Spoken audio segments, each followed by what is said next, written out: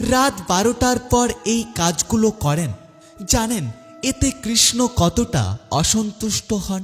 শাস্ত্রে বলা আছে রাত 12টার পর এমন কিছু কাজ আছে যেগুলো করা নিষিদ্ধ।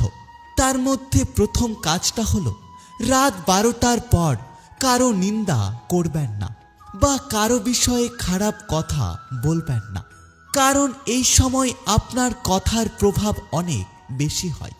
দ্বিতীয় কাজ, কারোর সাথে ঝগড়া বা রাগারাগি করবেন না, কারণ রাতের ঝগড়া সম্পর্কের মধ্যে গভীর ক্ষত তৈরি করে।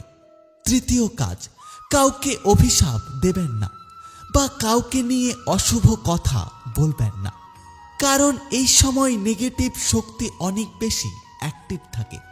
বরং রাত্রে ঘুমানোর আগে ভগবান শ্রীকৃষ্ণের নাম স্মরণ করুন, সারাদিনের ভুলের জন্য ক্ষমা চান, সবার মঙ্গল কামনা করুন। দেখবেন রাতের ঘুম খুব সুন্দর হবে এবং পরের দিনটাও খুব শান্তিতে কাটবে।